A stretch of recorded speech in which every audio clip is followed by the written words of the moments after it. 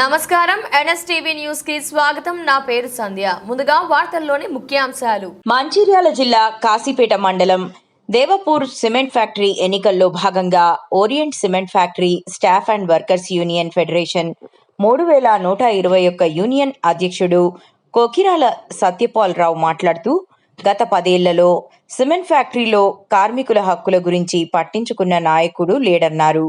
ఈ నెల 19న జరిగే ఎన్నికల్లో తనను గెలిపిస్తే కార్మికుల హక్కుల కోసం కృషి చేస్తానని తెలిపారు. దాన్ని బట్టి మీరు వెళ్ళిపోండి. నేను నాకే ఒకటేమో నేను అడగట్లా, నాకు ఎందుకు అయ్యాలో చెప్తున్నాను. ఓకే, అంత ఇది అయిపోయిన తర్వాత ఇంకొకటి అంటే ఇప్పుడు మనకి ఏదైతే ప్రకృతి న్యాయం ప్రకారం ఏవైతే ఇక్కడ మేలు జరగాలో అవన్నిటికి నేను ఏం చేసుకుంటూ వెళ్ళిపోతాను.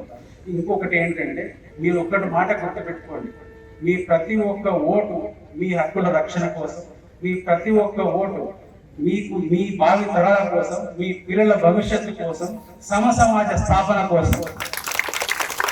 మీ ఓటు హక్కును మట్టుకు మీరు ఖచ్చితంగా సద్వినియోగం చేసుకోండి. ఇంకొకటి మన వాళ్ళు మేనిఫెస్టో ఎట్లా సార్, ఏదైనా కూడా మరి ఇట్లాంటి గేట్ మీటింగ్ అయినప్పుడు మేనిఫెస్టో చేసుకోవాలా మరి ఎట్లా అని చెప్పేసి పాపం ఎదుటి వాళ్ళకి ఏం మేనిఫెస్టో లేదు. అందుకే మనకు రూల్ ప్రకారం మనకు రేపు వస్తే గేట్ మీటింగ్ వాళ్ళకి ఈరోజు తీర్మానం చేసుకోండి. అంటే ఏమైనా దొరుకుతామో మళ్ళీ దాని ఒకసారి కాపీ కొట్టి మళ్ళీ పెట్టుకుందాం అని చెప్పేసి ఓకే, అంటే ఈ రకంగా ఉండదు. ఎందుకంటే వాళ్ళకి చెప్పడానికి చేయడానికి ఏమీ లేదు అక్కడ.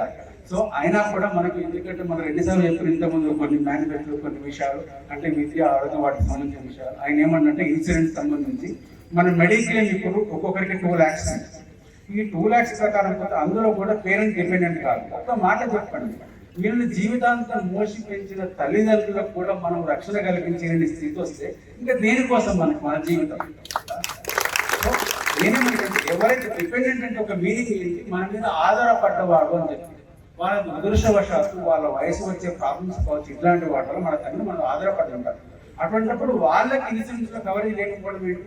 సో మనం వచ్చిన తర్వాత ఒకటే తను చెప్తున్నట్టు మనం కనీసం 5 లక్షల ఇన్సూరెన్స్, మెడికల్ ఇన్సూరెన్స్ నెక్స్ట్ తల్లిదండ్రులు దానిలో డిపెండెంట్ మనం చేర్చబోతాం. ఇది మనం చేయబోయే ఫస్ట్ వర్క్ అన్నమాట.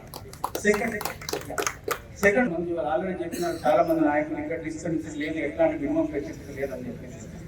ఇవన్నీ కూడా ఎట్లా ఉంటాయంటే ఒక మనిషి ఇక్కడ సిమెంట్, స్టీల్ అండ్ ఇవన్నీ కూడా ఏంటంటే కోల్ ఇట్లాంటి ఏమి ఇండస్ట్రీస్ కూడా పొల్యూషన్ ఎక్కువ వస్తుంది.